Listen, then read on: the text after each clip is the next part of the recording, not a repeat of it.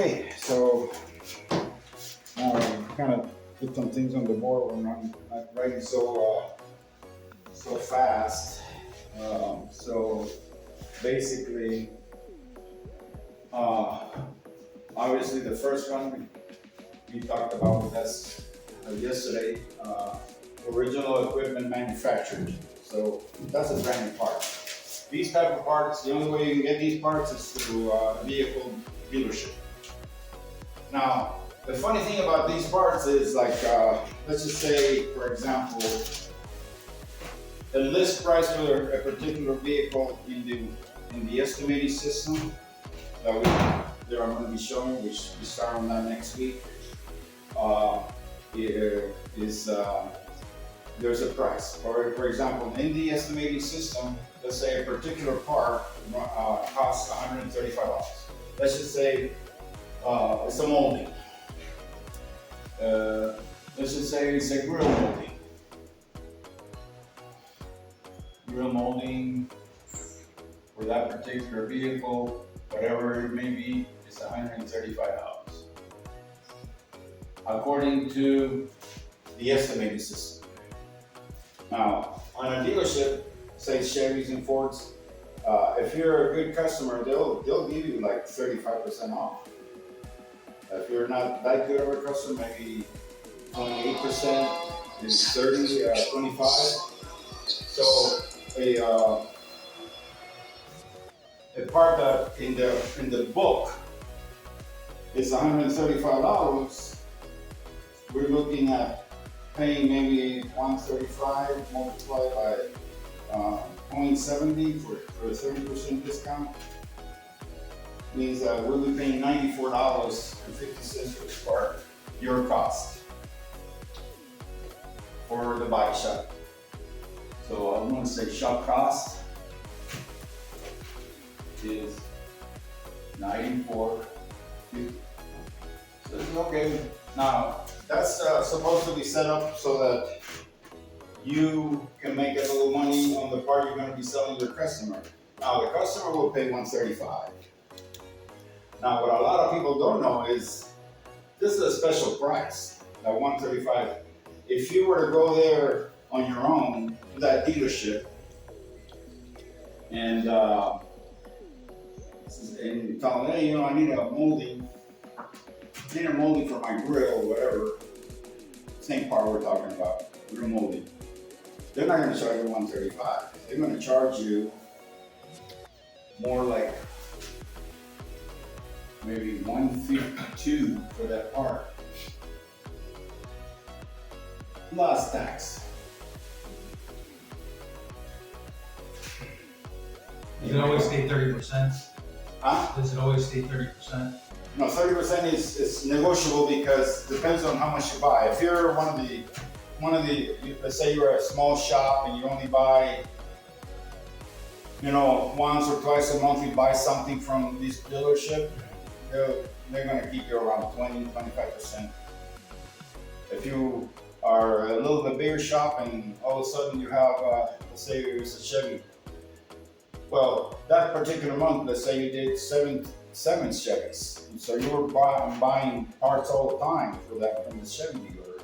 So therefore, you're going to talk to the shop man and say, I've been buying a lot of parts from you. What, can you give me a better discount? And then he will look at your record and say, yeah, we'll go 30 for you, and it's just all part of negotiation, Yeah. So that's kind of like. The 30 is the base. It's like Yeah, it's kind of like the base. On imports, it's more like 20%, 21%, especially the hard to get ones like, the Teslas and I want to say Mercedes and BMWs, but then you run into the problems with Lamborghinis, for example. Lamborghini, you want a part from Lamborghini, more than likely it's going to come from Italy. Yeah. And you got to prepay the darn thing. See? So you're out, and if it's 2 months, 3 months to get it, you're out that money all that time until you get it, and it's a problem. So don't buy a Lamborghini. But anyway, that's kind of like the area that I'm trying to say. But you know what? If you go there as an individual buying that same part, you're gonna be paying that much, unless you tell me, you know, I work with a van collision and hey, okay, what's your tax ID number? And you know they have to have a resale number to be registered so you can buy the parts, you know, and then they'll let you have it for that amount. Now, technically, if you buy this part under your shop's name, technically you owe sales tax to the owner of that shop because you didn't get charged tax and he will get charged even though he didn't even know about it. He's gonna get charged tax on that part, you know, at the end of the year. So anyway, that's that. Now, can anybody tell me what this means?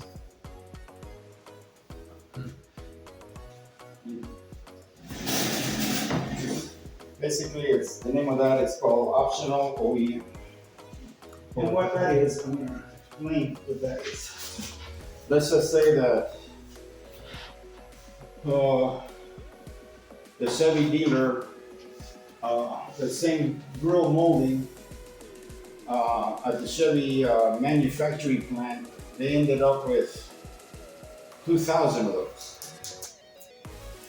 This is how somebody screwed up and they got 2,000 of these moldings. Yo, they're never gonna get rid of them, you know. So an opportunistic kind of person that wants to make money, whatever, he'll go over to the Chevy plant and say, hey, you know, I know you got 2,000 of these things. How much would you sell me if I buy? What kind of a price can you give me if I buy 500 for my company? And these are brand new parts, OEM parts. Same thing, nothing wrong with them. They're just new, but they're being kind of like, what was the name of that company that usually buy out all the sellouts of the stuff? You know, people like the Big Lots and the second-hand companies. They're not second hands. They're new items that they have, but you know they always buy the big deals. The stuff that wasn't really selling. Right. They buy this stuff and then they'll let it go for cheaper. Yeah. But they get it at a much cheaper amount. Yeah, that's not second-hand. Ross. Huh? Ross. Yeah, exactly, right. Ross. So Ross. TJ So Maxx. basically, optional OEM is well, where can I find those? Well, they're kind of geared up for in the database for CCC, Mitchell, Autotex. They all have they all have an inlet in there that allows for wherever the source who bought those moldings, they will give out that information. They'll give out the information. It says, okay, well, I can get you that molding that used to be for $135 and the shop pays $94. Well, I'm gonna sell you an optional OEM, the same part. I'm gonna sell it to you for something like maybe you should be able to get that part for maybe like $70. So now the insurance companies are the ones that really capture this stuff because they don't really want to pay $135 for it because that's what they would have to give in the estimate. Right. They don't want to pay for that. They want to pay the list price of the optional OEM. So if you're getting it for, you know, $72 or maybe a little bit less, maybe like $68, 25% of that, they're basically the insurance company will sell it, let's just say for $100. You get it for $72 or $68, whatever. And then what happens is all of a sudden the insurance company with the blink of an eye has saved $35 because they gave you a new part that will fit, but now they only have to pay $100 for it. You make some money on it, everybody's happy about it. except OEM. Because now they got found somebody that's getting rid of their parts, but that's the deal they made with that person that bought, third party bought those parts. So that's what optional OEM is. You'll see them all the time in insurance estimates. Uh, Whenever you see them, they'll give you the source at the end of the estimate. They'll give you the source. Keep that source, because that guy may be able to have a way for you to buy parts cheaper in this OEM, and they're available online anyway. So, okay, so that's what optional OEM means. We're looking at the same part, uh,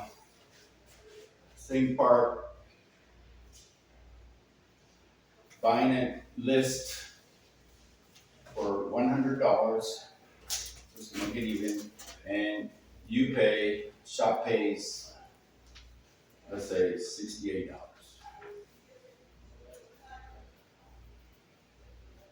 Oh, it's the same part.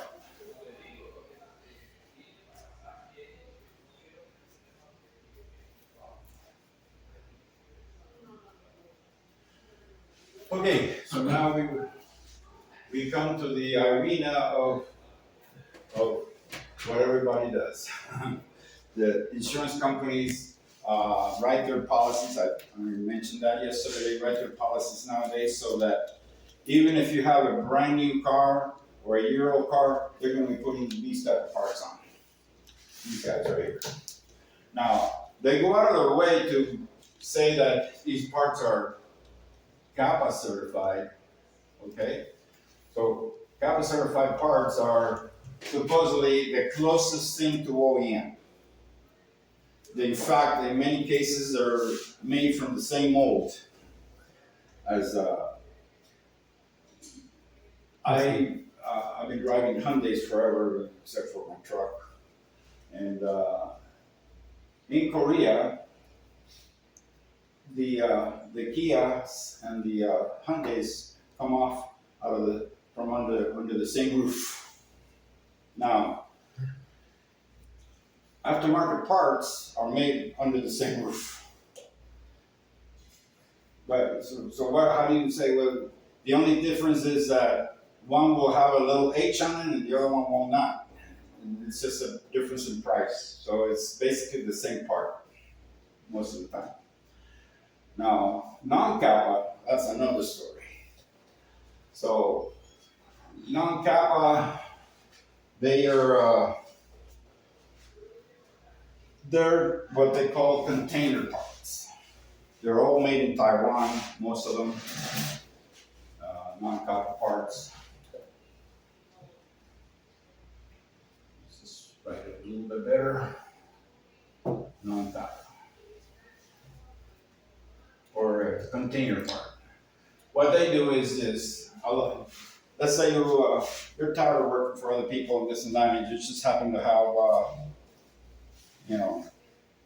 $15,000 in the bank, and says, "I'm going to buy me one of them containers." Now they know the market, so when you buy one of those containers, you get popular parts.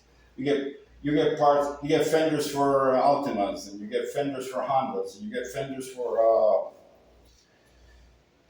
just popular cars that are out there. They're constantly being bought and what have you. People get into wrecks. So the container parts, I can't even spell anymore, huh? So the container parts comes with an assortment of these parts that are popular parts for people crashing. For people what? Crashing, accidents. Let's say, let's say if you were going a month and you have a bunch of fender benders and accidents and all that stuff, and then you start counting. Well, how many Hondas do we have? How many of these other cars? They'll come up with, the top of the list is always going to be, Hondas, Nissans, Toyotas, and so they all make CAPA parts for those things, or non-CAPA parts, container. So what happens is, going back to going into business for yourself, you wanted to just sell parts and sit there, and it's just you and another member of your family. You're gonna get orders, and the other member is gonna deliver them, and you're gonna make money and this and that. But there's only so many parts in the container, and if you're offering everything, you're gonna be the big player. The big player for parts, aftermarket parts, is a company called Keystone.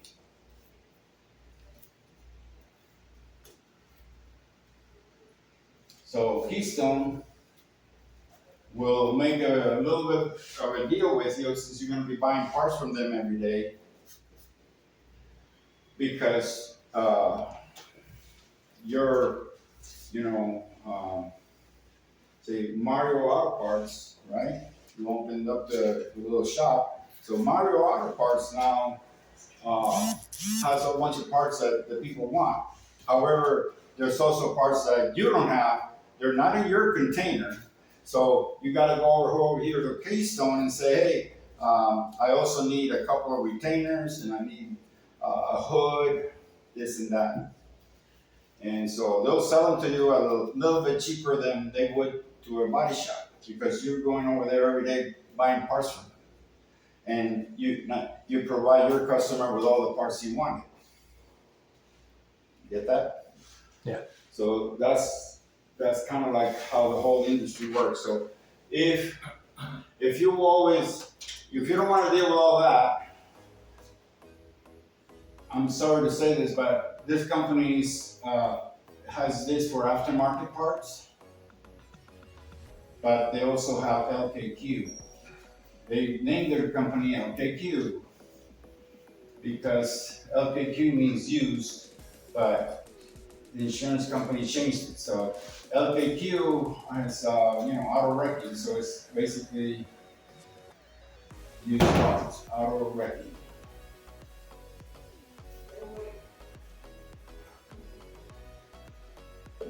Okay, so I need a fender from saying, and another thing is the insurance company will oftentimes get you I'm gonna get you a used fender from XYZ company or from LKQ.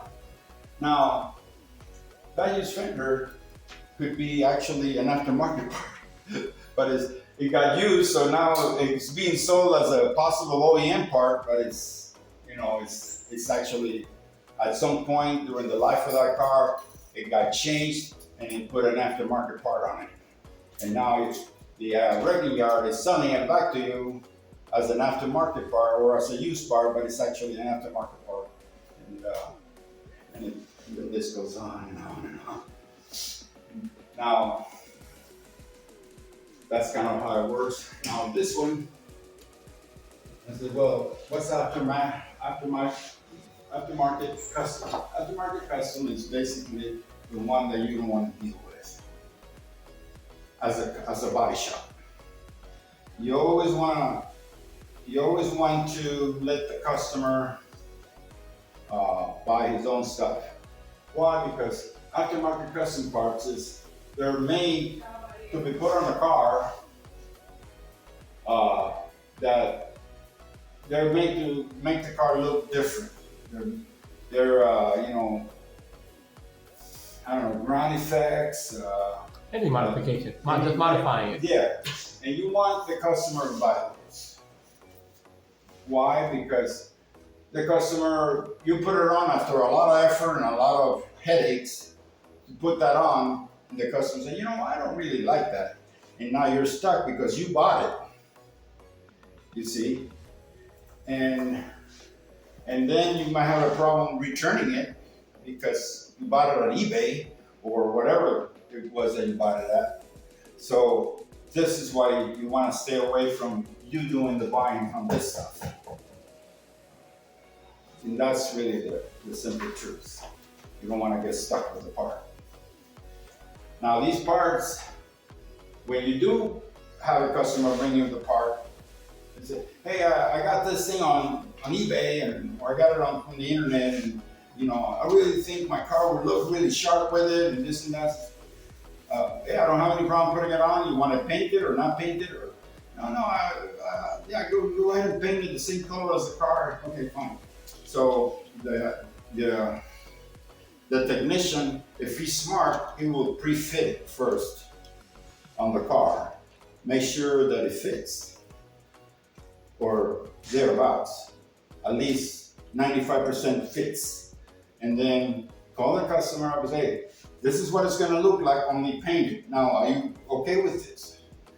If he's okay with it, fine. If he's not okay with it, then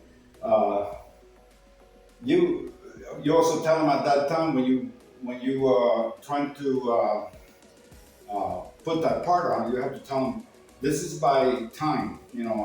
We have to do a lot of adapting and what have you. So it normally on an OEM part it only takes half an hour to put it on, but I may have to do some tweaking and I may have to do some innovation of some sort to get this on. So it's not going to be half an hour, it's going to be an hour and a half. So that's what you have to watch out for this. And then of course, you got your used parts. Used parts are plain ass used parts. Originally, insurance company, they had their way with, in other words, they didn't want to write on the estimate that the part that they were buying for the customer was used, so they would use lifetime quality. Until the company LKQ showed up and started using that name. So they still didn't want to use used, so now in the arena of writing estimates, they're called quality replacement part. And So they dropped the LKQ and used quality replacement part. Yeah, in the old days, you see the estimate lines, like for example, here I got a customer's invoice. This is it's what you know. For example, this is one of my customers here. The customer went over to this people. You can kind of look it over, but pay attention to the last page of this estimate. Okay, you're gonna see what the labor rates are and what these people were trying to do. So pass it around. And then when you have that, then I'm going to show you. See that this person went over there to get an estimate for their vehicle and keep in mind the amount of money that they were charged for that. So see there where it says $70 an hour for paint, $70 an hour for, well, that is what's commonly known as a walk-in estimate price. Okay, walk-in estimate price. In other words, it's not the standard insurance rate for vehicles. Standard insurance rate for vehicles at this point is $54 an hour. Why? Because that's what State Farm is allowing, and they're the ones that take the surveys every year, and they're the ones that kind of basically the norm, the guideline is always State Farm for everything. Now, you notice the amount of the total of the estimate. Now, the same vehicle, I wrote the estimate at a much cheaper rate, but look at my total. And this is just going and playing attention to detail. So 54 is standard insurance rate. At the moment, 54 an hour. Some insurance company is still trying to get away with $52 an hour, but 54 you can kind of press them for it or not if you don't want to. If it's like 2 hours, I mean we're talking about $4. It's not that much of a difference. So now you can see the difference. I wrote it at 54, but look at my total. Mm-hmm. Yeah. You see, it's just by me knowing what I'm doing. And I'm not just trying to, put medals on myself or anything. It's just I've been doing this for a long time. It's just the way it works out. So is it usually about a 50% difference between the body and mechanical? More or less, it's you know, a lot of these mechanicals and stuff like that, they get paid, but their rate is more legit as far as if it takes an hour to change, I don't know, spark plugs or whatever. They have a book for that. It's also put out by Mitchell, which is the I know all the three major systems. I don't know much about the only thing I know about WebS is that the insurance companies don't accept it because it's made for body shops to profit, and basically they have the umbrella on the estimating systems because they buy the system, you know, 200-300 at a time, you know, whereas, you know, a body shop only needs one, you know, it's at a time, you know, so a lot of major shops have all three systems just so that they can. Now, the way as far as the reason I use Mitchell is because I started with Mitchell when they were with books. And that's a price guide, basically. Yeah, it's a price guide. It's not edged in stone or anything, but Yeah. you know, It gives you a good base to where to Yeah. start from. And right. And then here's the thing. You know, you got, for example, getting back to the actual starting the nitty gritty part.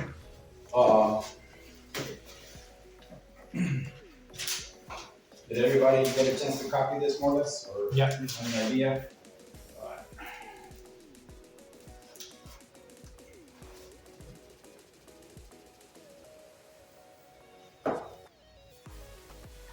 So, you have to have a business license to get that Mitchell handbook, or can anybody just pick it up? all you need is money, man. By the way, I'm gonna go ahead and give you each of you my business card. So if you during the day you ever need to ask me something, I'll try to be available for you. Okay. Questions and things like that. You can't say you don't have my number. Thank you.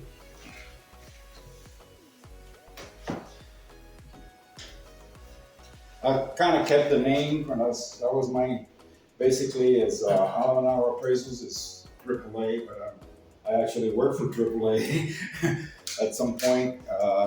There was two AAAs, by the way. The one that handles the Southern California people that come over here and get into wrecks is called Automobile of Southern California.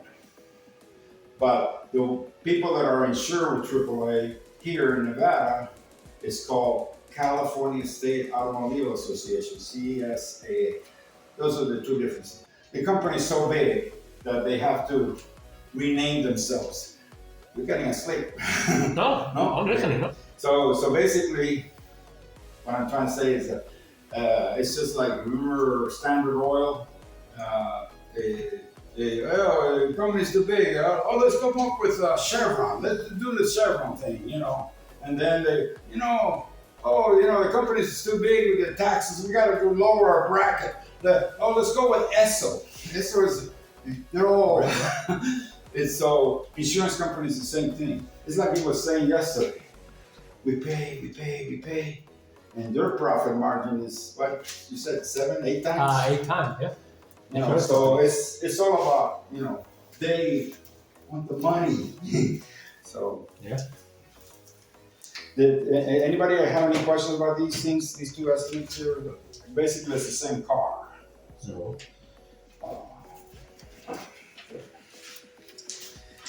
So now what I'm going to do is the majority of the people that write estimates for insurance companies know more about writing estimates than the average shop estimator. It's sad because these people get sent to school for 3 months, you know, without, you know, just a little coffee break here and there, but it's all solid. You know, they learn really, you know, how to write an estimate correctly. And the working stiffs of us that work for body shops and stuff like that, we kind of get to learn more as we go for different things. But things that, here's a good example. So let's just say that it's an electric power window car. And this is basically the rear door of this particular car. Now, this door,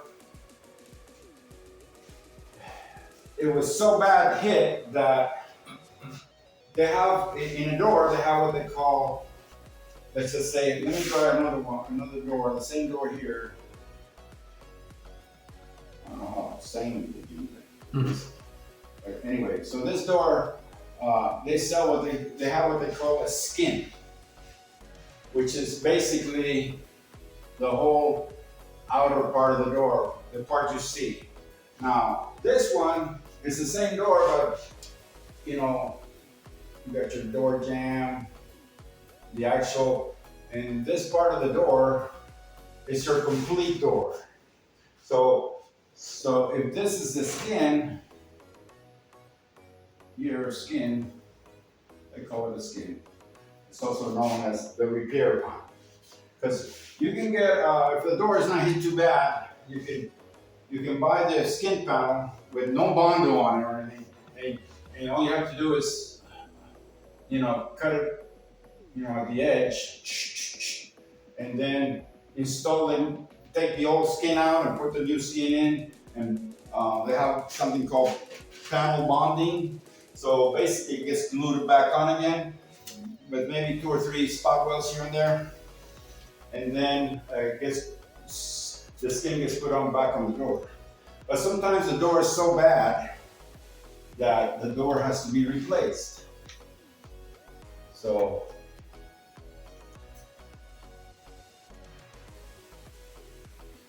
the same left rear door, but it's so bad it had to be replaced. But the insurance company will find you a door.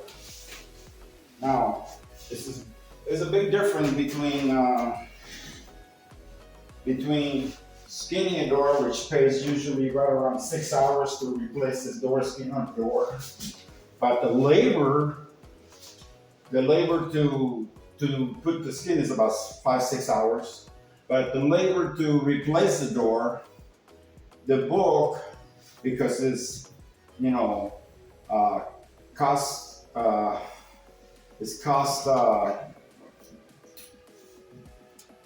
do you say, derived, or, you know, it's aggressively, it's for the cost, you know, try to make it cheaper. So the book will say, oh, it's only 1.5 hour and a half to just take that old door out and put the new one in. And that's what they'll do. And that's what they'll pay you. And they'll pay you, you know, a good price for the door. You know, they'll pay you maybe $800 for the door, something like that. You'll save on the estimate. So if you don't know nothing, then you say, well, shit, I'm only getting an hour and a half now, and I have to come up with $800 for this door, which still give you on the estimate.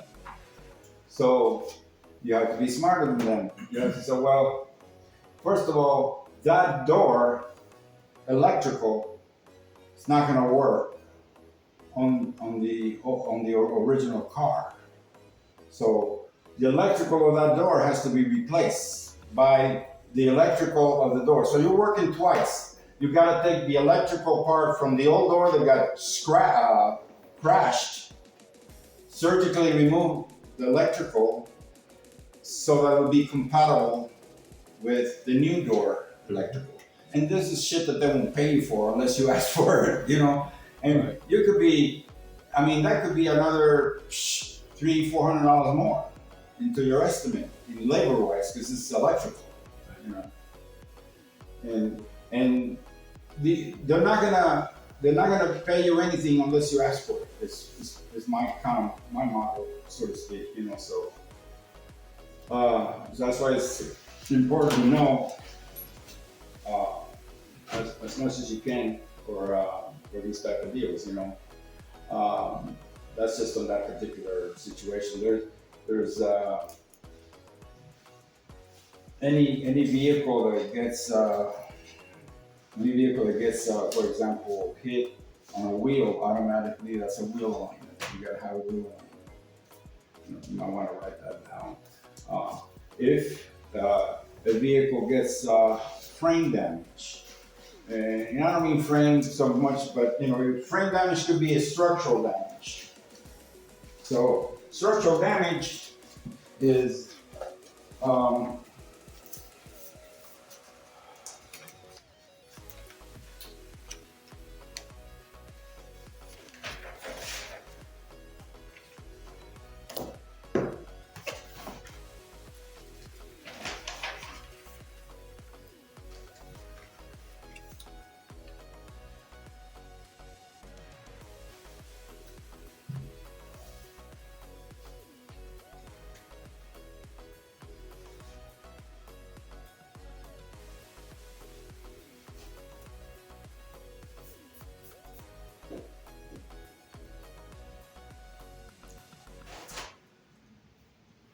we're working on a front rail of a vehicle.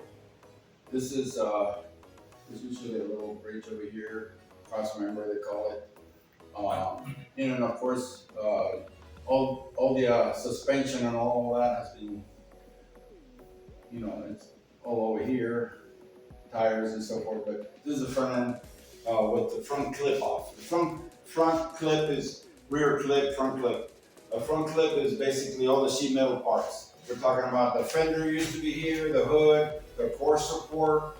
The core support is everything that holds the radiator, AC condenser, fan assembly, all that is called the core support. But anyway, right now we're talking a little bit of frame length. So in this frame, the vehicle sustained some damage. So let's just say that the left rail ended up like this. And it kind of bent this way, but the other one is still nice and straight. So it got bent here.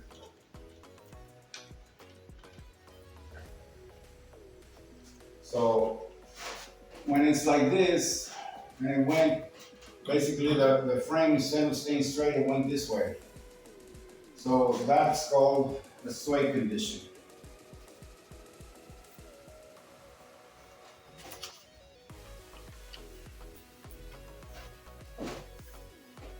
The sway condition to the left.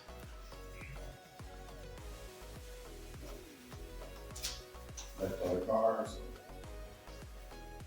Now, you can end up with two conditions. You can end up with a sway condition and it's also up because it's a little bit higher too. So that means the frame went from being straight, it went like this, from being bent like that, but it also went up. So like that. Got hit. So all those conditions can be repaired. So you have this vehicle like this. So here's what the insurance company wants to pay for a condition like this.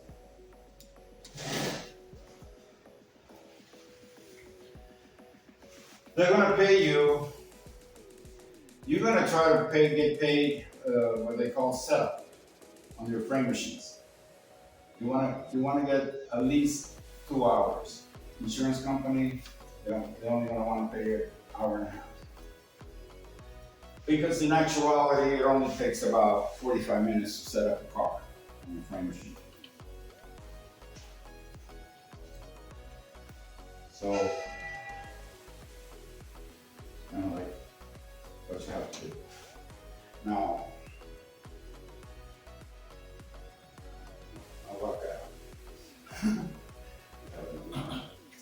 Okay, so this is the condition of the car. So now we have, how many pulls do we have to make? Can anybody tell me how many pulls we have to make in order to get this thing back on being straight? 2? Yes, sir. Exactly. So you're gonna need to pull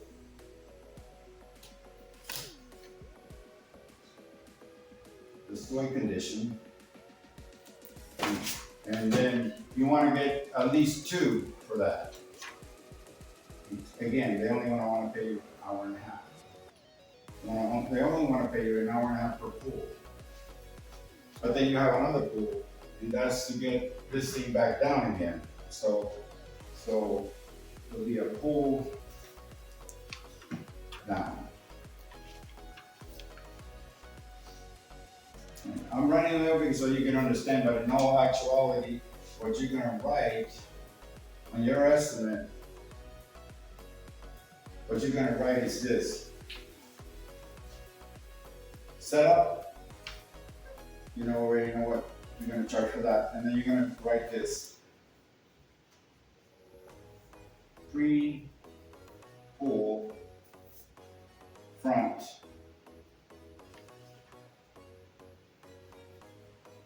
to specs.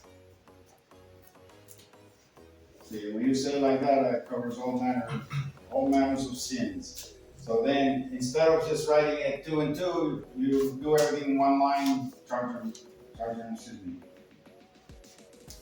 4 hours. That way you're not overwriting shit on the estimate. So 2 hours for here, so that's a total of 6 hours. Now, frame at $65 an hour, it would cost 65 and 65, we're looking at what? 130? Let me see.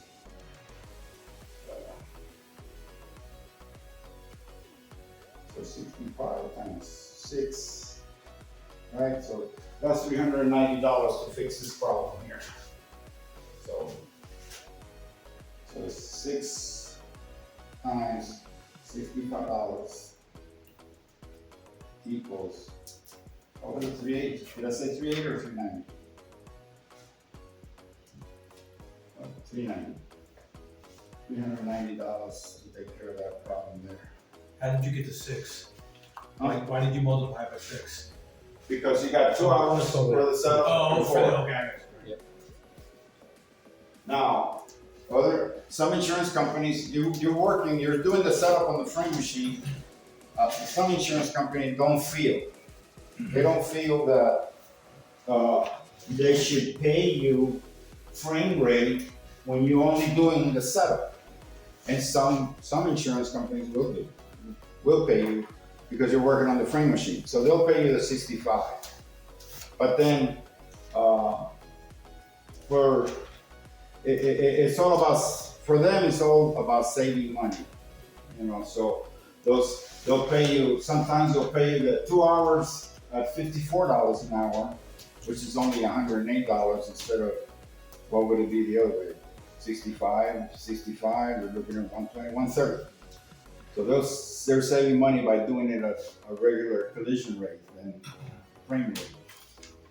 But you can always push the envelope, try to get the money, So I always try to, write it for 2 setup, and if for some reason you've figured out that not only is 1 rail damaged, but 2 rails are damaged, you have to, if you don't want the car to total, then you have to at least save one of the rails. Because if 1 rail has to be replaced, it's okay.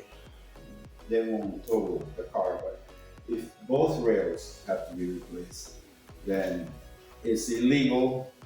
They do it all the time, but it's illegal. The state of Nevada considers that to be a total loss. You have to replace 2 front rails, or 2 rear rails for that matter. Is that also if we have to repair them? repair them, or you can repair them all day long. Okay. It's just that you cannot replace them.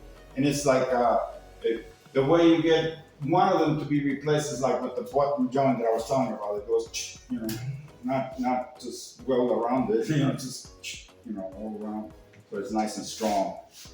And that you can do that one time on the car, as long as you know the minute from the same side. If the minute you have to replace both rails, then that just basically justifies that to be a total loss. So, the state of Nevada, the DMV.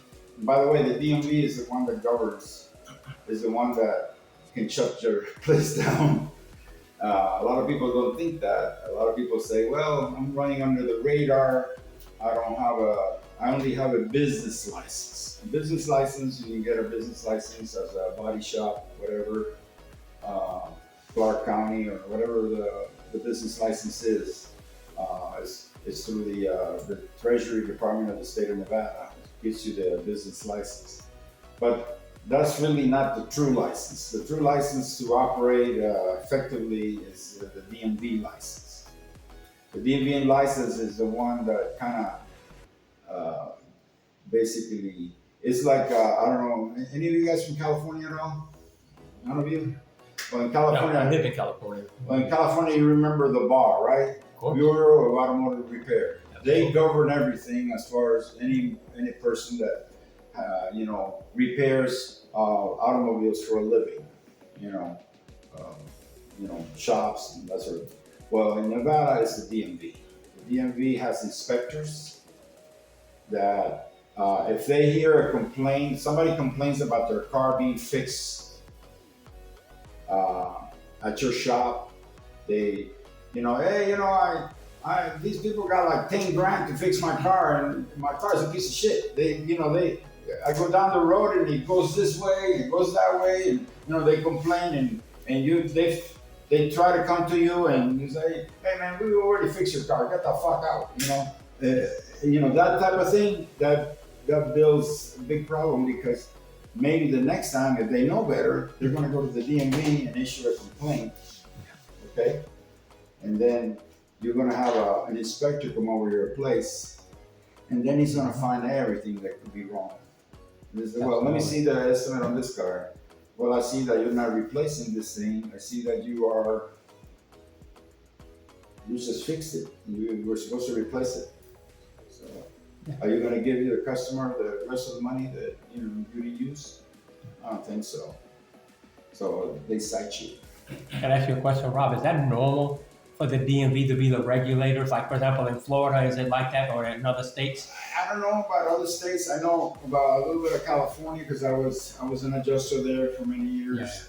Yeah. And one thing that they do have in California that they don't make that much of a thing here. In California, the adjusters have to have what they call an AP. An AP is an agreed price with the body shop, the owner's body shop choice. Over here, they just all that shit went out the window, man, because they don't want to deal with, an arrogant shop owner that says, hey man, I told you I need this and I need that, and you didn't give it to me, and da da da da da da. So it's hey, I'm gonna write what I want and what I feel is right, and that's what you're gonna get. And if you don't like it, write a supplement.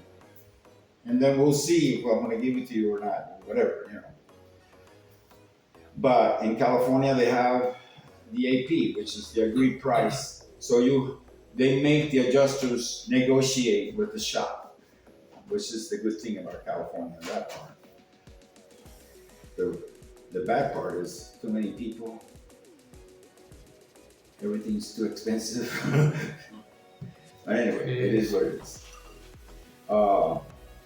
Another thing that California has is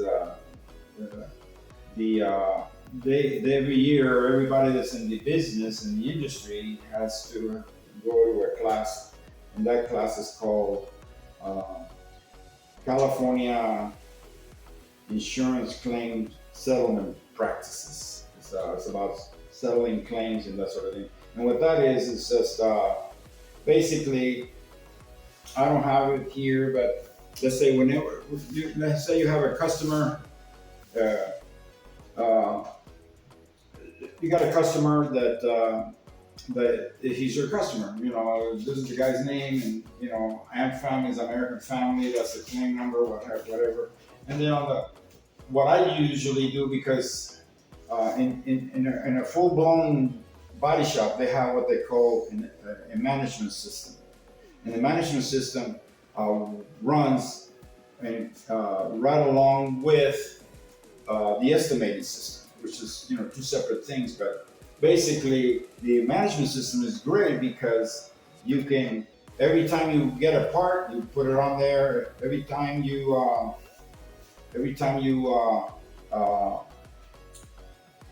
anything that happens, it gets put on there, and it goes along with the California rules, which they're wishy-washy here. But you want to cover your ass, so the California rule is basically this: if it's not written down, it didn't happen. You see, so that's the mentality that you gotta have. If it wasn't written down, it didn't happen.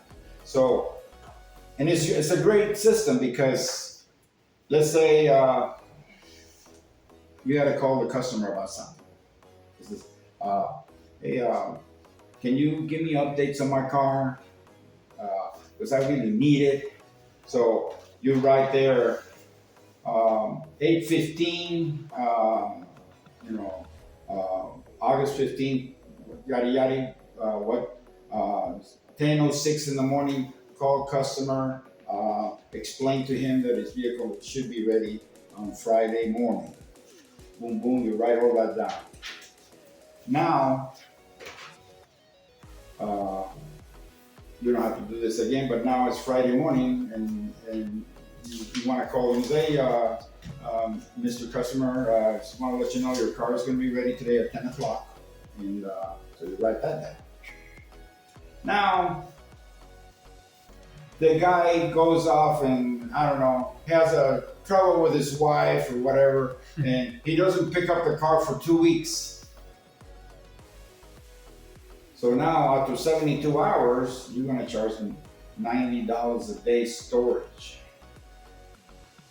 He says, I told you your car was ready on such and such a day. We had it ready for you. We washed it for you. We cleaned it and all this stuff. And you never even called me. Why didn't you call me? Let me know so that I would have made other arrangements for you.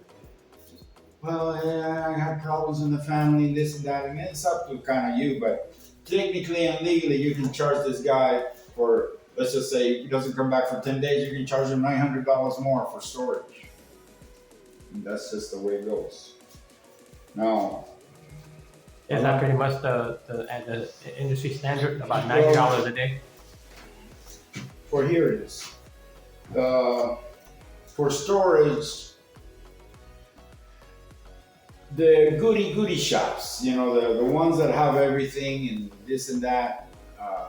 I mean, the ones that, you know, started out with, $1 million worth of equipment. And these big guys, the big dogs. I'm talking about the Cervix Kings, the Gerbers,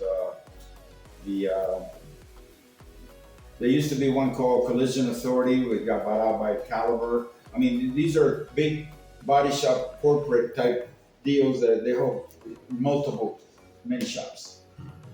And these people are probably charged 60. So they consider the state of Nevada considers this the prevailing rate, $60 a day. Prevailing rate is called. But now the state rule says that you cannot charge more than 1.5 from the prevailing rate. So the prevailing rate being 60, you can charge 90 because that's 1.5 from the prevailing rate. Okay.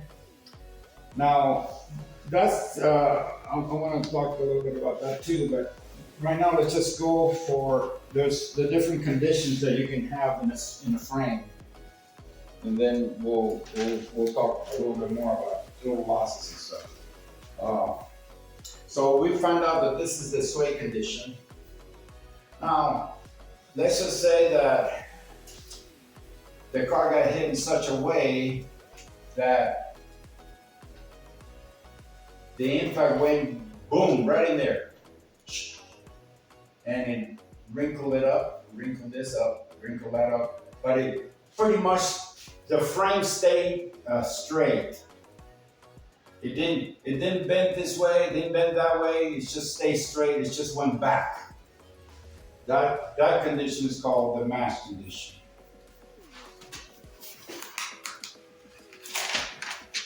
It went into the body of the car.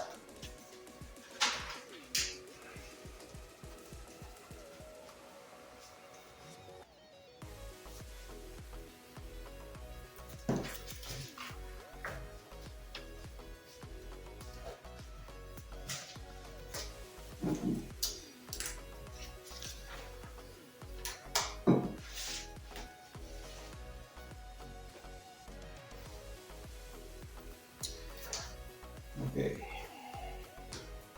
Is that the most common type of problem? With frame, yeah. With the frame, Yeah, right? they have Okay. that. And on the big chassis over frame ones, they have basically the same frame condition, but let's just say this is the frame and it got hit over here and it stays straight.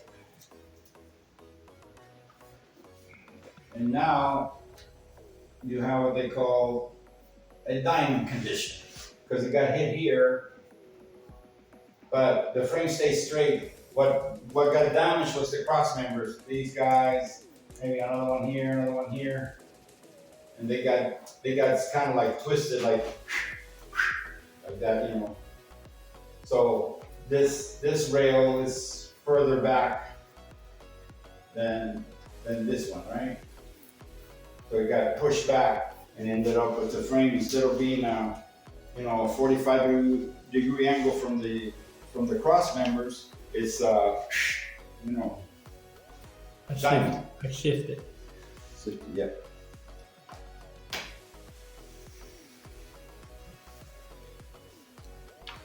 Now these management systems that I was telling you about, they also do. I want to pass this out to you guys too, and you might want to.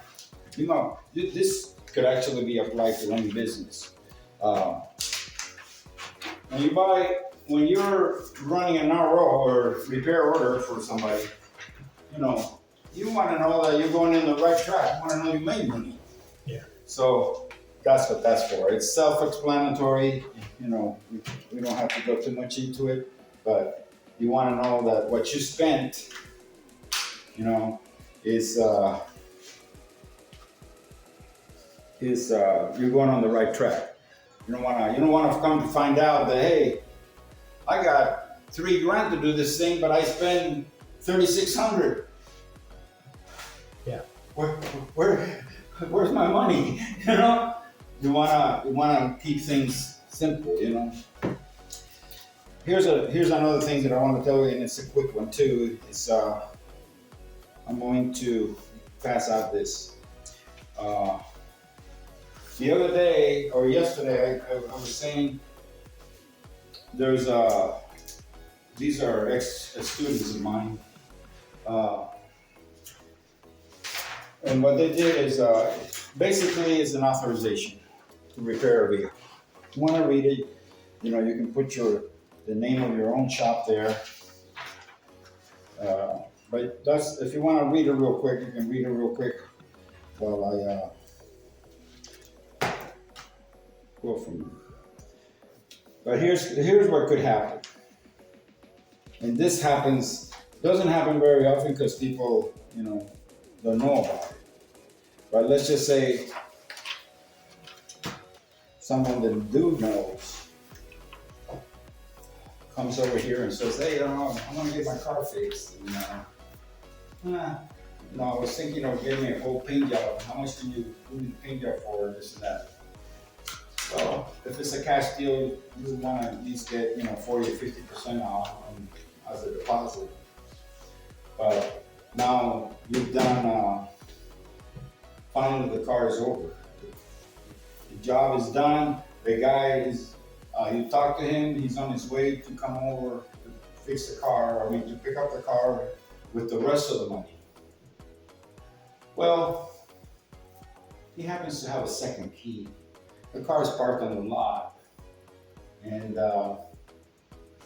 hey, nobody's looking.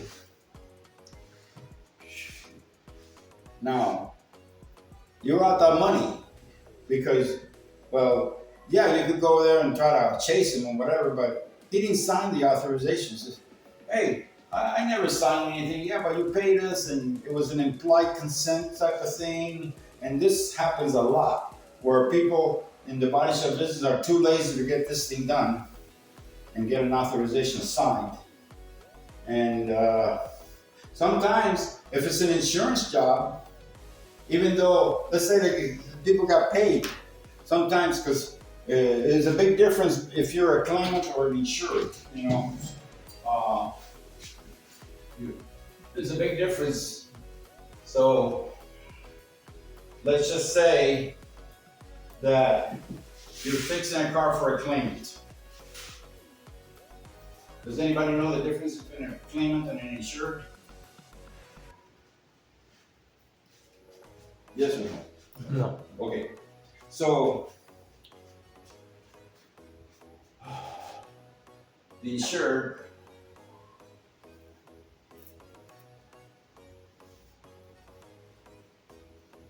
is when he's using his own insurance company.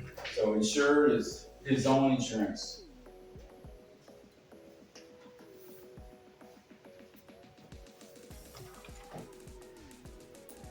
The claimant, on the other hand, is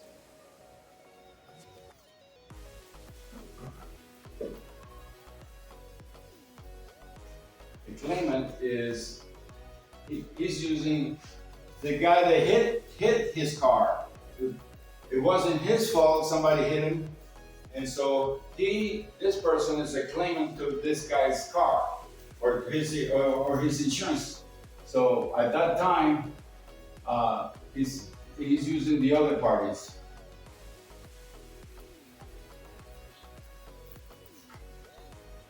This is where liability and collision come in, right? Correct. Other parties, insurance. Now, if nothing is said and done, this is where you as a shop estimator, manager, owner, whatever, you want to cover yourself. Because let's say you take in this guy's car. This is your customer. And he got hit. Now, he brings in your car. You didn't have him sign an authorization. Here, you forgot to have him sign an authorization. In the meantime, because one thing or another, the insurance company has written an estimate, and because you dilly-dally around and you didn't get a hold of the insurance company, they have what they call that. Once it's signed, it becomes what they call a direction of payment.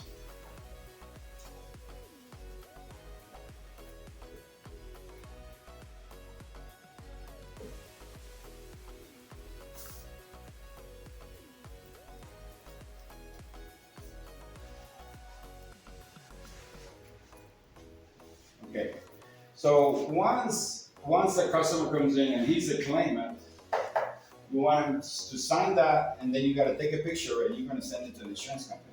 It says, I have direction of payment. Please send me the money. Because otherwise they're going to send the claimant the money. And if he's a loose cannon and wants to go gamble or go to a show or get drunk with the money or buy drugs or whatever the fuck, then you still have his car, yeah. But if you didn't have him sign the authorization, he's gonna be one of these guys. Hey man, I didn't even know where my car was, and these motherfuckers fixed it and all that, and I didn't want them to fix it. I have a friend that was gonna fix it for me. I want my car. I didn't authorize this. You gotta give it to him. And now you're lost all that money for nothing.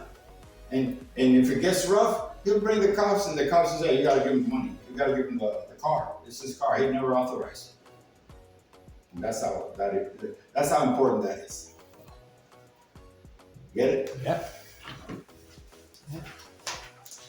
But you have to be, in a way, sneaky too. You know, you says, well, I need you to sign and authorize this. See what it says. You know, there's several areas there that they have to initial. Okay. All right. Yep. So all that. Now, on the same token, this guy, the claimant or the insured is no problem because for one thing, you have to have them sign anyway. But more than likely, they have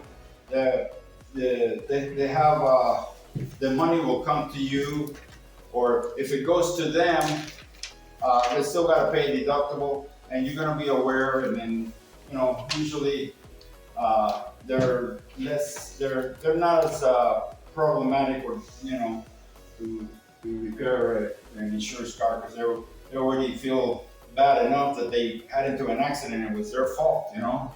So, but at any point, any of these cars become a total loss. That's where you kind of make some good money. That's like free money, because we have a form that everybody should have it. Anyway, in the form you have customer's name, customer, all the info about the car info, and then of course the VIN number and all that. So it's the customer. The actual form is called, and you can make your own, but it's called the bailout.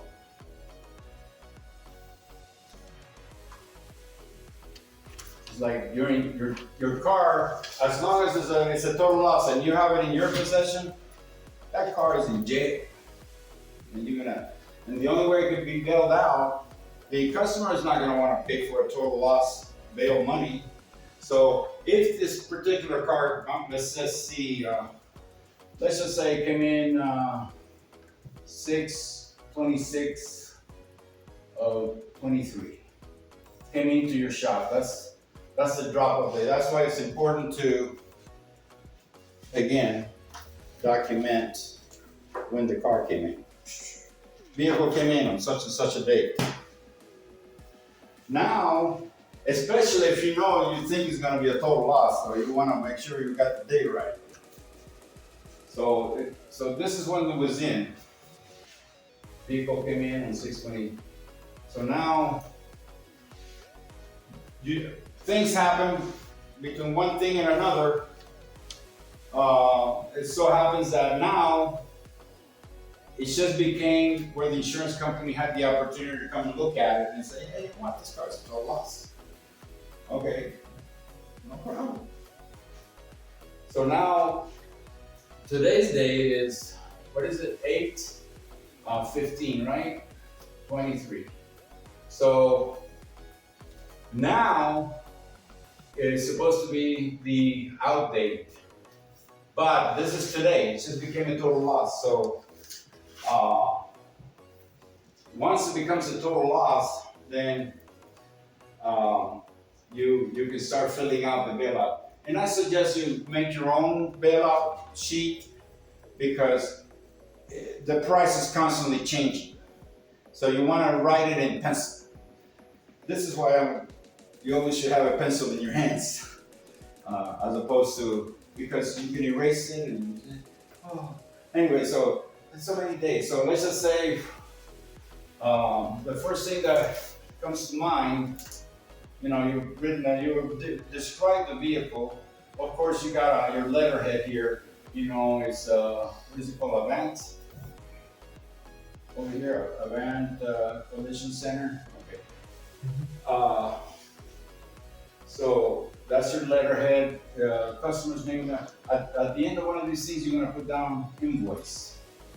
And you're gonna write whatever crazy invoice you wanna put on there, it's okay, because the insurance company has to have an invoice. But this is more or less like a worksheet. So the first thing that's gonna happen is called advance charges.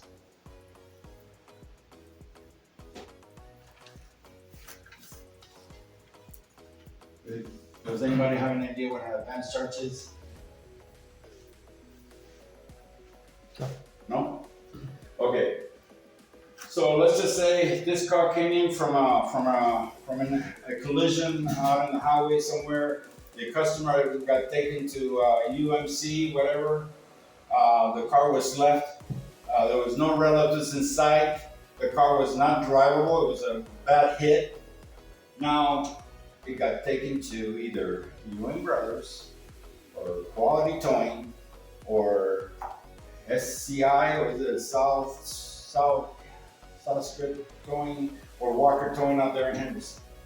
So they're going to start charging storage and the tow for every day that the car is there. So it just so happens that the lady got out of the hospital and said, "Hey, where's my car? I'm all messed up and everything, but I need my car, you know." I said, "Well, the car is at the Walker Brothers, you know." So you got to go there with possibly, you know, somebody will take you to show that you're the owner of the vehicle and all that. And the insurance company says they'll pay for it, so no problem. So now, let's say it was there for 3 days, and they'll charge the normal rate. They'll charge maybe like $60 a day, plus the towing to get it there. And so let's just say the advance, their bill is gonna look like this. So they'll say towing to Walker Brothers, right? The tow was $110. It was here 3 days. At $60 a day, it's $180. And then it started dripping oil all over the fucking place on the street and all this shit. Oh, sorry, I get cussing kind of like. Anyway, so they're gonna charge 1 hour, so maybe another $45 for the cleanup. I'm sure you guys seen tow bills like that, you know? Oh yeah. So now you're picking it up on the 3rd day, and now you got a bill here of $235, no, $335, right? I don't know, my math is, I think it's okay, right? Yeah. So $335. So now you're the shop, and the owner wants to get her car fixed at your shop. So you go and provide the tow company that you're gonna send to go get this car. You're gonna give them the money. Or if you have a good relationship with that person, they're gonna pay it from one of their checks. So now your tow company, let's just say, is Billy's Tow. And they're the ones that you picked to go get this car out of Walker Tow, right? Now, Billy's Tow, they confront you the money, so they're gonna pay the $335. Okay, so that goes here, and then Billy, $335 is what they pay. They're gonna charge for that, and they're gonna charge another $100 to get it back to your shop. So now you owe Billy $435. But you have to separate them. So now Billy's Tow is the second thing. So tow to shop. Now this is $100 because everything has to be now. Okay, so these guys charged an hour for cleanup, but now the car's at your shop, and you know, guess what? It continues to leak oil and shit. So now you have on your advance charge because the car's a total loss. In the meantime, they've been putting oil on your driveway or whatever the case may be. All of a sudden now, it turns out that you got a fucked up driveway and dirty and all that because of that car. So you need to charge for the cleanup too. And usually they're okay with 2 hours.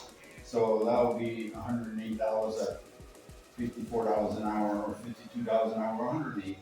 Yeah. So that's your cleanup fee. Everybody got it so far? Yes. Yeah.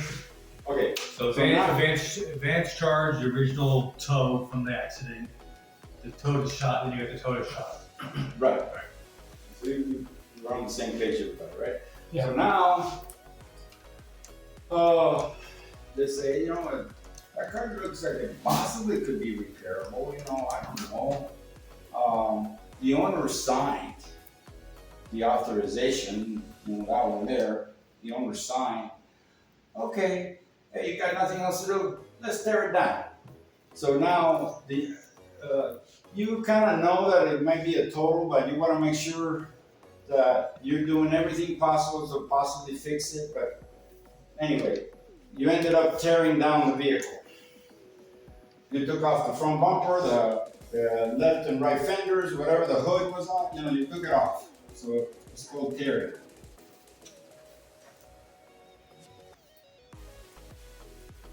Now, insurance companies are willing to pay.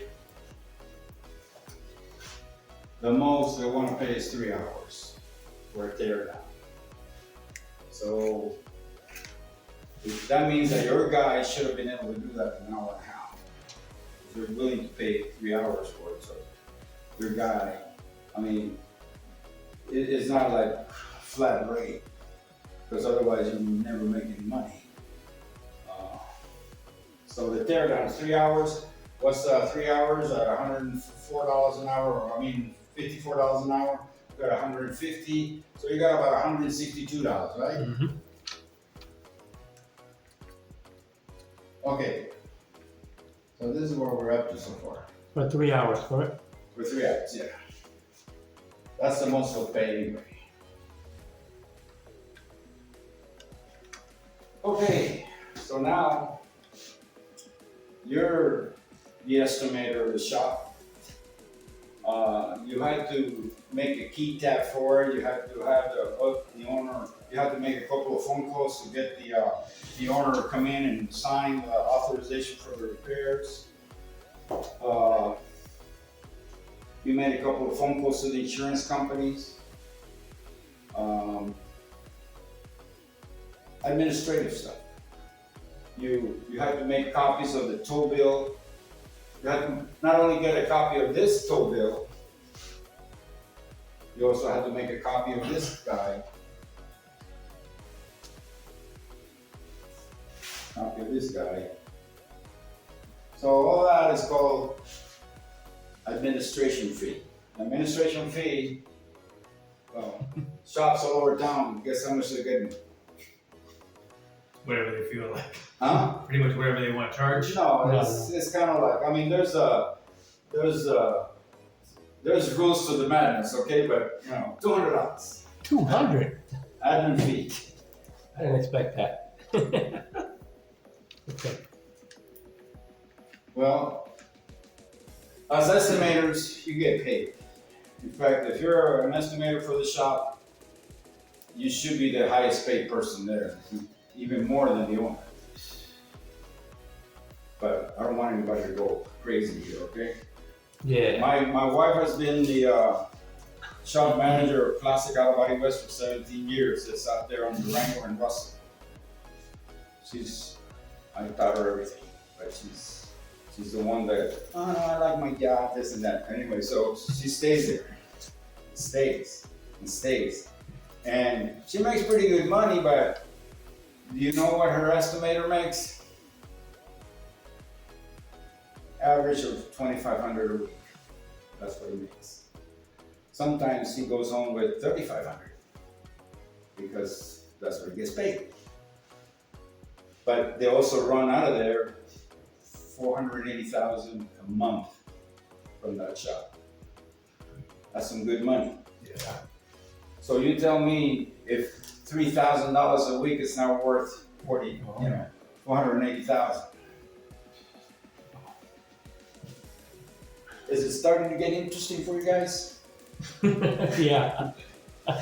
Okay, so now we go for the $200 that we're gonna pay for the admin fee. That's the max, 200. Or the And standard. maybe in 2 Standard. months, maybe we can go to 50. I don't know. 200. It forever evolves for higher. 6 months ago, I went over to Dickey's for a pound of brisket, and it was $17.95. Last week, I went over to Dickey's for a pound of brisket, and it was $36 fucking dollars. You know, I just things go up. Okay, so now we're to the point of the storage. So now the car came in on 6/26.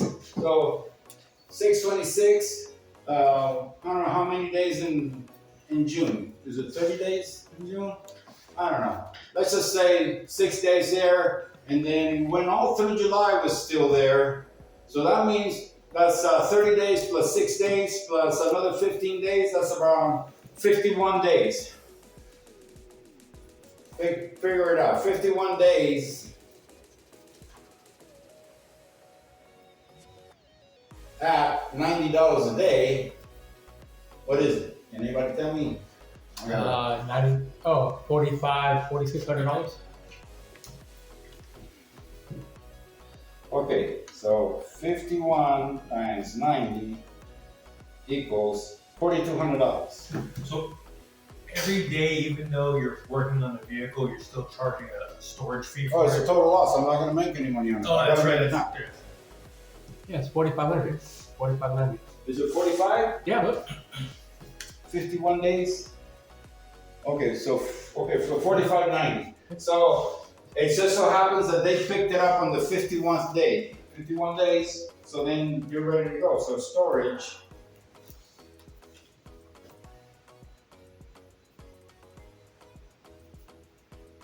$51 days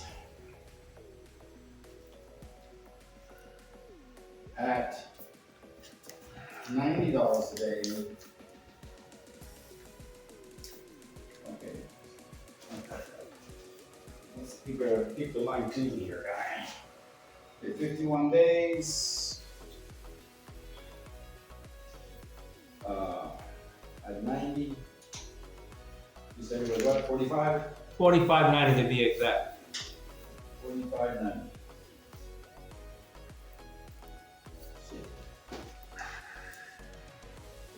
Okay, so the bailout. Can somebody start adding that up? Yeah.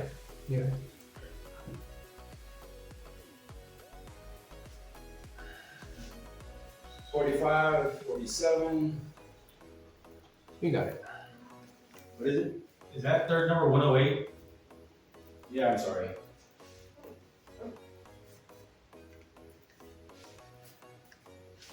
$54.95. Okay. 54.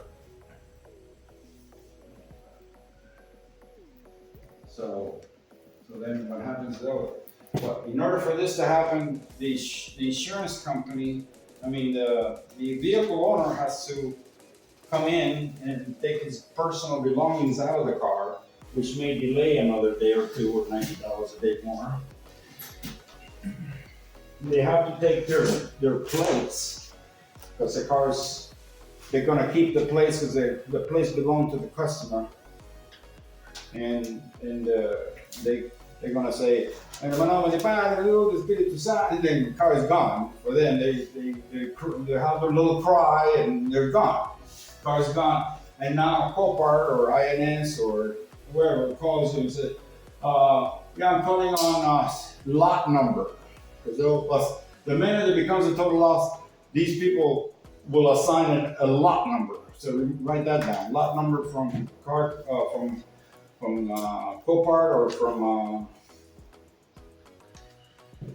from INS, and then that's how you make your communications with them. He says, what lot number is it? The lot number is yada, yada, yada. Lot as in L-O-T? Huh? L-O-T, lot number? Lot, yeah. Okay.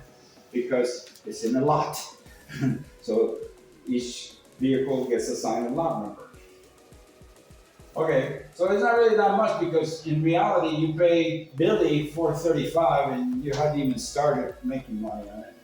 But at least, you know, for the car being there those many days in your way, you know, you insurance company, your garage keeper's insurance is basically liable for that car.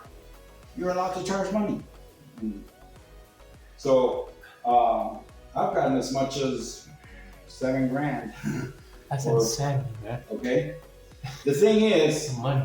That's the best thing for the shop. Yeah. I want it to come, yeah.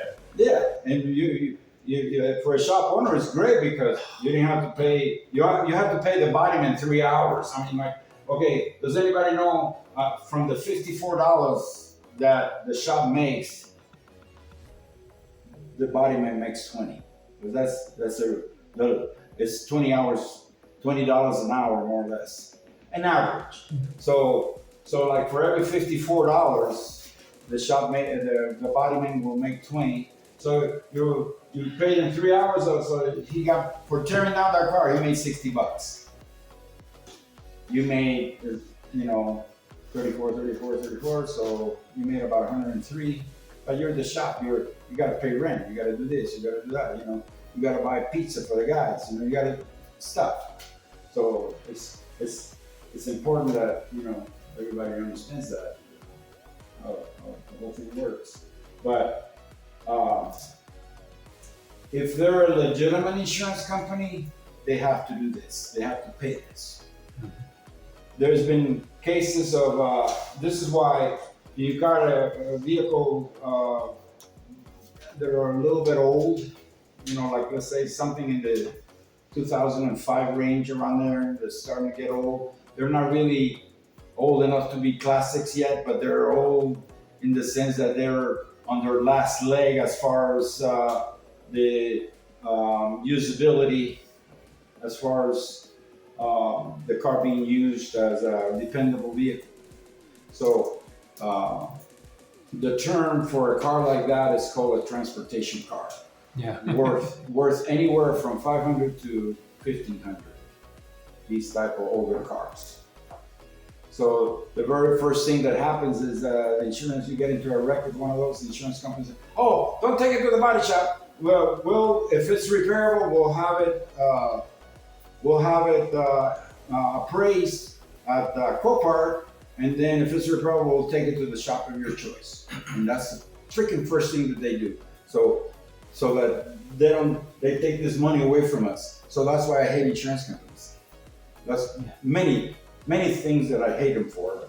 I found a way of getting around it, you know, for many things. You talk to the customers, and if you're true to your customers, then they help you out too. So I mean, it's just, I don't work for insurance companies. I work for my customers. Good question for you, Rob. This is just general information, right?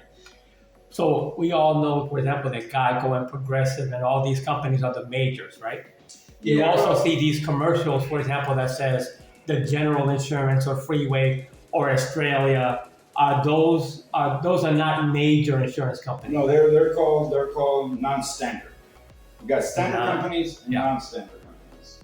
Okay. Is that what a person would normally get for a transportation type of car? Like a company like that, or that's not No, really I mean, relevant? shoot, man, major insurance companies will insure, you know, especially if you've been with them for a long time, you know, like if you have your 2018 Buick, as you know, under the umbrella of full coverage and all that, and then your daughter decides to come over here and she wants to have a car here that she can move around in, and then go back to New York, whatever, then maybe you may not want to get her a new car. You might want to get her, something that she can just put her around with, you know. Yeah. So they'll insure it, you know, under that umbrella. Mm-hmm. Now, the problems come in is that these non-standard insurance companies, they're mostly are they want to insure their underwriting takes place on basically on the driving record of people. You know, if you got a DUI, you're not going to get good insurance. No. You're going to get, you know, you're not going to get standard insurance. You're going to get substandard or non-standard. You know, like I was saying yesterday, American accents, these Fred Loya insurance, you know, these type of insurance. The Fred Loya used to be an insurance agency, and what happened was he became popular, and he petitioned to become an insurance company, and I guess he got approved, and but it's still a shitty ass company, you know. It's the same thing with dealers. The dealers, a lot of people think that dealerships of cars are rich and this and that, and they're just a small business. They're not necessarily small, but they're a normal business. And what happens is all their inventory is owned by a bank. You know, they don't own those cars that they're selling. They don't own them. You mean like the major companies? You mean? Yeah, like let's say Fairway. Right, correct. None of their cars is owned by Fairway. What? No, they're owned. Do they have to be owned by the bank, or they? Well, it's just that it doesn't make sense to how you know. I don't know what their inventory is, but let's just say That's a big outfit. Yeah, they're big. It's just as well as they. By the way, Fairway and Chapman are the two major, and Galpin. Not Galpin. That's in San Fernando Valley. Galpin Ford. Garden, yeah. Okay, those three major dealerships are the ones that supply the parts to all the other Dodge dealers and Chevy dealers and Ford dealers. Okay, they say, "Oh, you need okay, I'll get it for you," you know, and they want to help you, but you're not really buying. You're buying it from Team Ford, let's say, but Team Ford has actually had to go to Garden Ford to go get the part. Yeah. Because some of these dealers, it all depends, you know, because some dealers want to keep a large inventory because they want to sell parts. Mm-hmm. And some dealers are more into, you know, in a dealership, you got like 3 departments, you know. They used to have 4 because a lot of dealers used to have body shops, and it's not lucrative for them to have a body shop anymore. Right. Too many regulations, too many. For a dealer who is supposed to be the pinnacle of correctness as far as a car, you know, doing things correctly, they would have to have all the freaking permits that you gotta have, or you know, they would have to have a downdraft spray booth. They would have to have you know, it's just, you know, everything, you know, fire extinguishers, all the shit that comes on with owning a body shop. They have to have it all correct. They have to have everything pass inspection this, pass inspection that, the proper lighting, the this and that. There has to be recyclable. If you're gonna wash cars in there, you're gonna have recyclable water that cannot go down the drain, because, you know, God forbid, when water goes down in the drain, you know, people will have, you know, all that shit. Yeah. So it's not feasible for, you know, AutoNation has a body shop and it's a big one, but they decided to keep it, the body shop of AutoNation, but for all the dealers, you know, because AutoNation Nissan, AutoNation Honda. I think the biggest in the country, right? Yeah. Yeah. So they decided to have one, but some of the other body shops like her, they're dying. They're just like, it won't take long before they're dead completely, you know, because, you know, Chapman Dodge had for the longest time, you know, a body shop. And, yeah, I remember.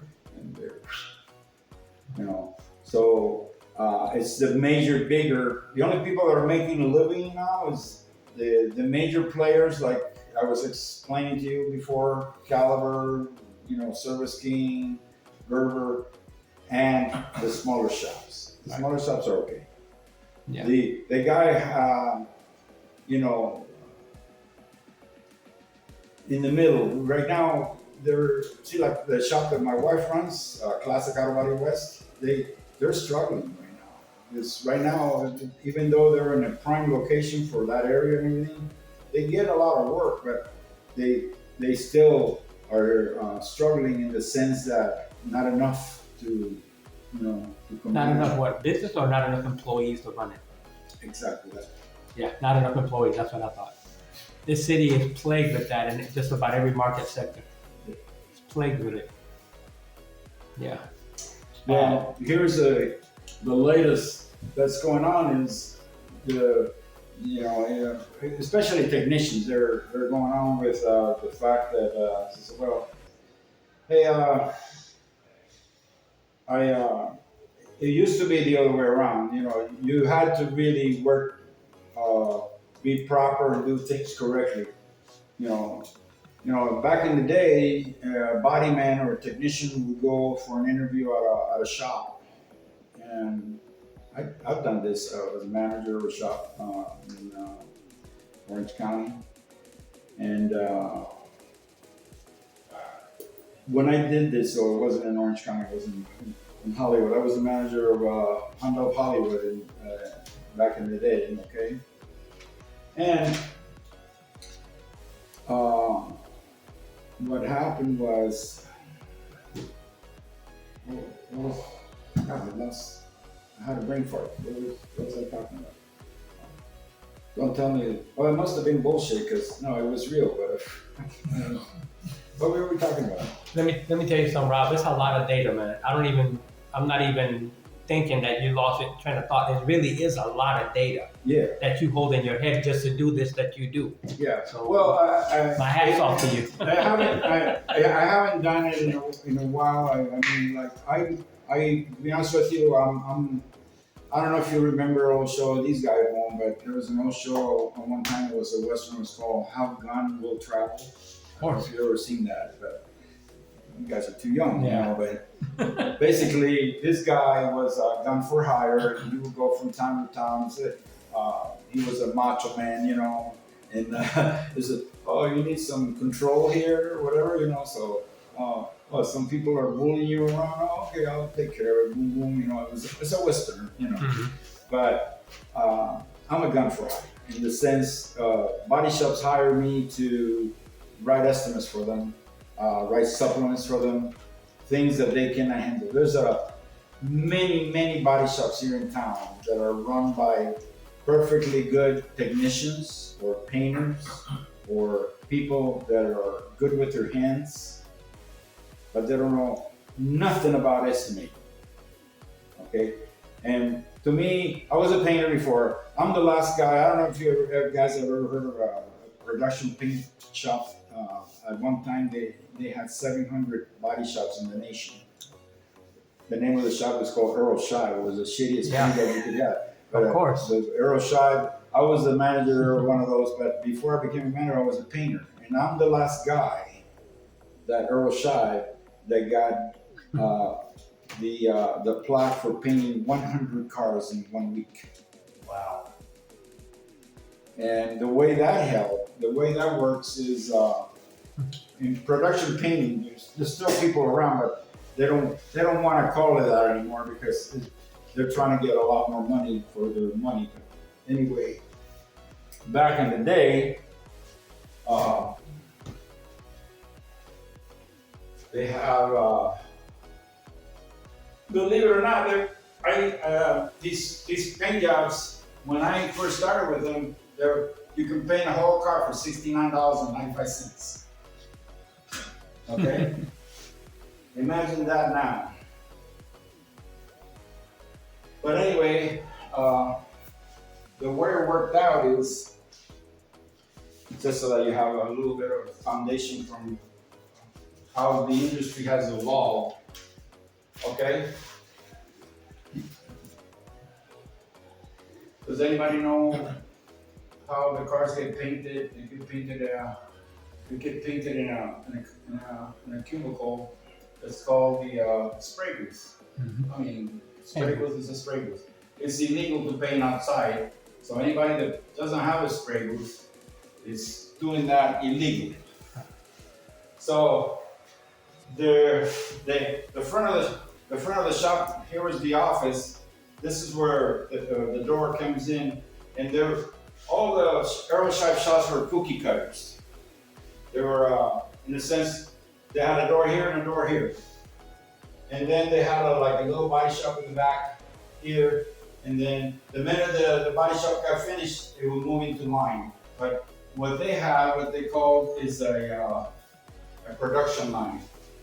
You know, each car that was on there were all line primers. And at the end of the day, there had to be at least 5 cars behind there that were already sanded. You know, all these cars.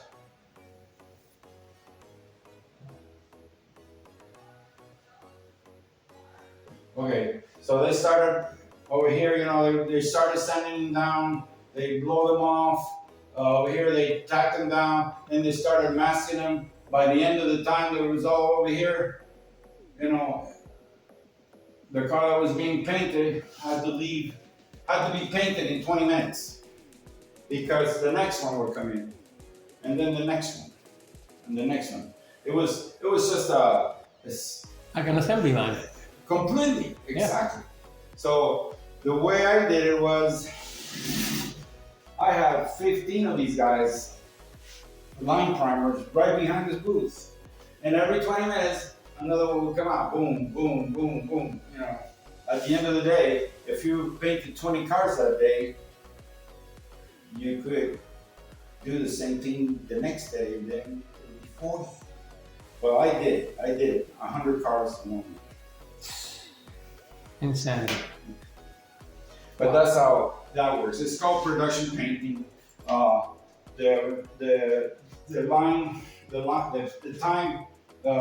type of paint it was called Limbacher paint, but nowadays they call it Limco, because they don't want to spell such a weird name. So Limco is the paint. And this was a paint that was chemically produced to be actually put on shit, because they weren't going to sand it that much, and they sure as hell they wanted these paint jobs to come back in 3 months, you know, peeling away and all this stuff. So this paint was very good paint, because it shined, and at the same time it wasn't a great shine, but it would shine.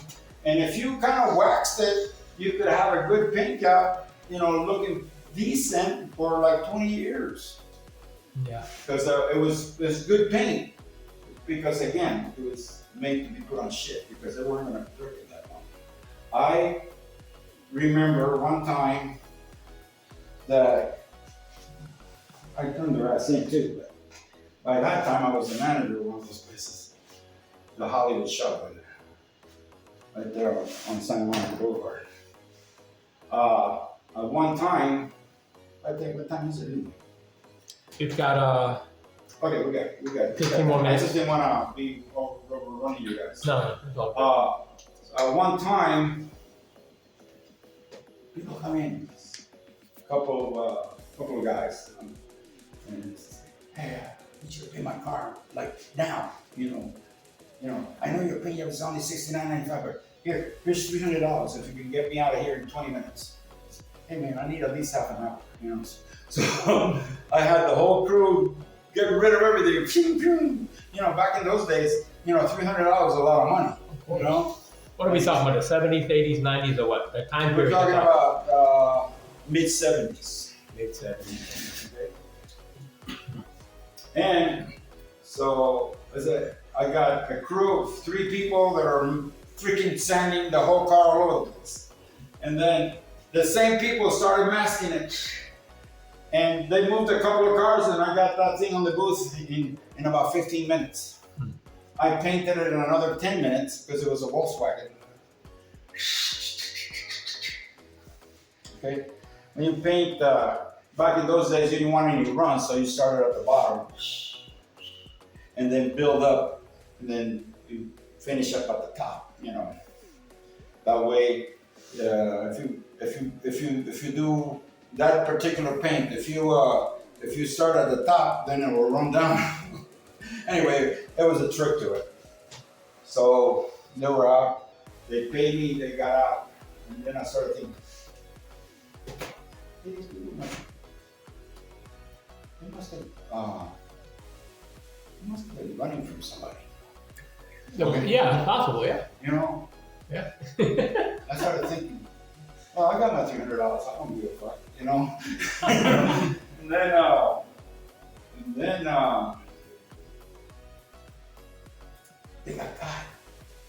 And the investigation of the whole thing brought him back to my paint shop, you know, shop that I was at. And they started asking questions. Well, I didn't know that they had robbed the bank. I mean, they just wanted, you know, the car painted. You know, it was white, we painted it red. Fuck you, you know what I mean? You know, and that's how it kind of went, you know, but it's okay. Anyway, they got those guys. But it wasn't like they came back later to try to put a finger on me or nothing. Because back in those days, I had a pretty decent job there with Sam. Turns out that there was two pimps in Hollywood at that time. There was Doc and Big Lip Doc.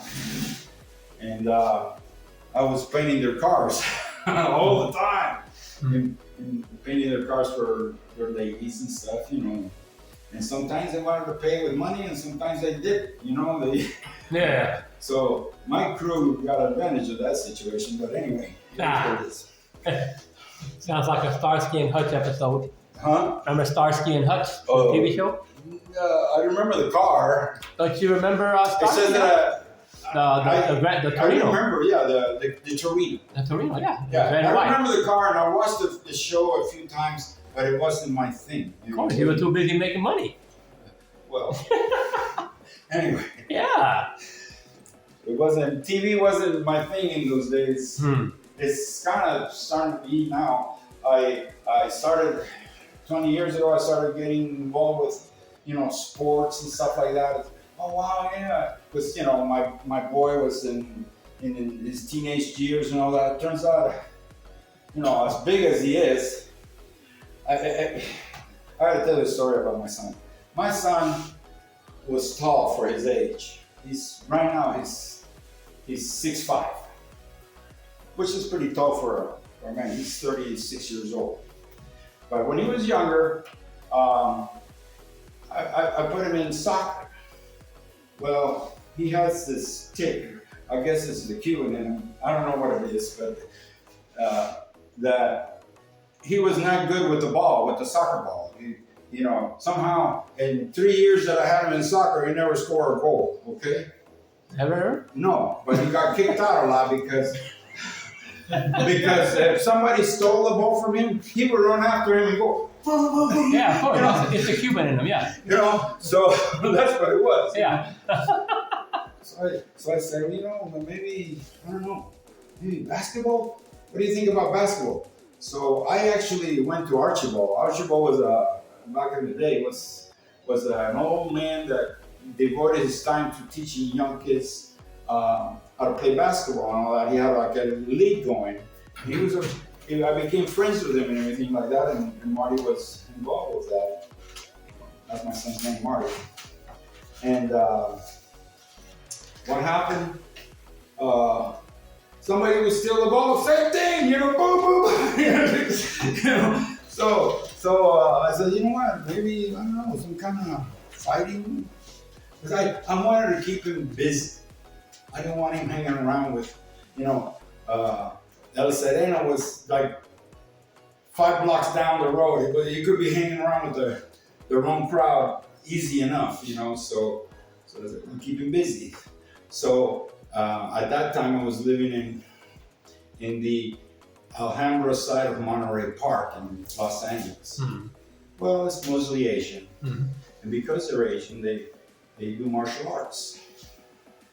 Martial arts he kind of really liked that because he could hit, you know, and he was already pretty tall and everything. So he went to the Long Tan Martial Arts Academy. The Long Tan is a guy. If you were to look him up, he made 75 films in Hong Kong before coming to the United States, and they were all kung fu type movies. He's the guy that trained Bruce Lee's son. What's his name? Jason Lee. Jason Lee. He trained him, the choreography for the fights and all that stuff before he died and all that. He was the same guy. He's right there, less than half a mile from our home. So that's where he went.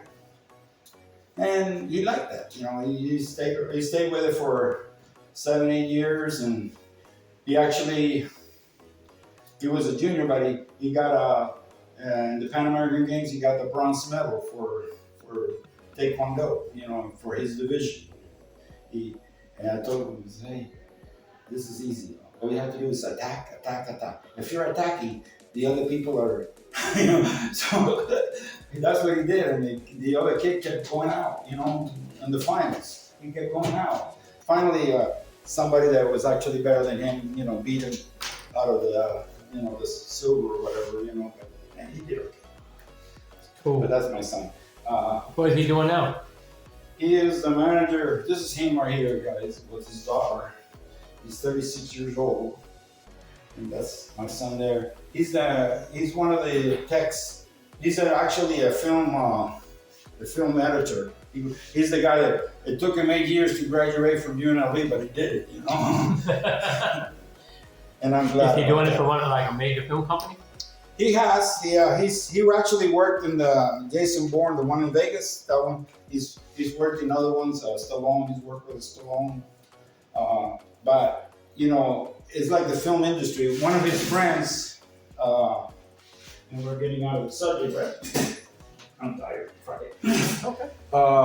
One of his friends became a screenwriter. He graduated from UNLV the same year he did, and he went on to UCLA to the screenwriting school that they have at UCLA. So he moved over there and became a screenwriter. And before he graduated, the Academy Awards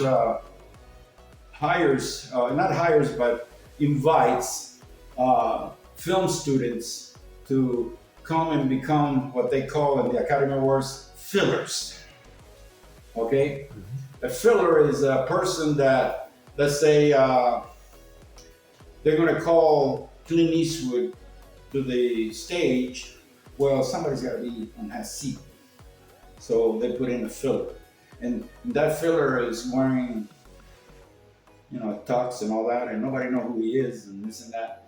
But it got funny to me because, he chose that path, and I never deviated from whatever. He never wanted to be with cars and all that stuff. He was, he married his high school sweetheart. So my son is 36, and he's known his wife for 18 years. Yeah. So not the way I would have gone, but But anyway, the fact that they love each other, and he's fine, he's clean, and he's not out there, doing things that he's not supposed to, whatever. But anyway, That's good. the bottom line is that he was sitting behind one of the times he got invited to go to the Oscars, and instead of his friend picking a date, he took him. Now, my son was his friend's date to go and become a filler for the Academy Awards that day. So he had to get a tuxedo and all that stuff. And he happens to, in one of those times where they told him, go sit over there, and boom, boom, he's sitting over there, and what happens? The person right in front of him was nobody, I don't know who it was, and he never did say who it was, had gotten an Academy Award. And he's kind of overhearing that person say, now now that we got the award, you know, the Academy Award, I guess he was his significant other or girlfriend or wife or whatever it was, he was talking, he says, now that I got the award, maybe we'll be able to buy a house. Okay? So I said, what does that tell you, son? What does that tell you? Because he's the one that told me the story. You know, that's how fucked up that industry is. You know, there's only 1%, 2%, 3% up there, and the rest of the people that are, could I get a part? Or, you know, hey, you know, if I get a part, I'll let you fuck me in the ass. You know what I'm saying? You know. Why do you think they're on strike right now?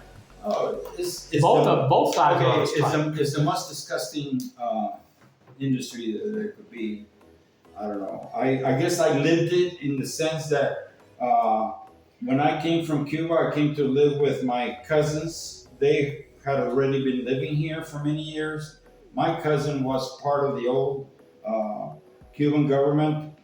He was the Consulate General of Los Angeles at the age of 26 years old. Smart guy. He had 3 doctorates. Political science. He was a lawyer. Political science and diplomatic service. So he was the Consulate General of LA from 1956 to 1959 when the government dropped and all that. Well, he wasn't about to go because he was part of the old government. So he would have gone and would say, hey, you know, so you're part of Batista's government. Okay. Exactly. You know, so he stayed here. And the first job that he got with his education was to work as a film translator for Warner Brothers. Cool. Okay, and he worked for Warner Brothers for 29 years after that because he was relatively a young guy, you know.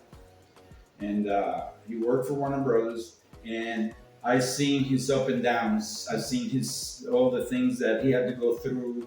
I mean, eventually he became a film promoter, and they had him driving so much he could never keep a woman. Because you have a girlfriend in every freaking city down there in southern,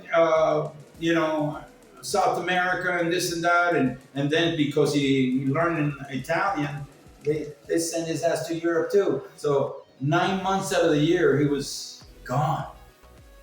And relationships were not, I mean, he had, one of his girlfriends was Miss Venezuela one year, hey man, what should have gotten down on me and said, well, what makes you think I didn't, and all this stuff. But anyway,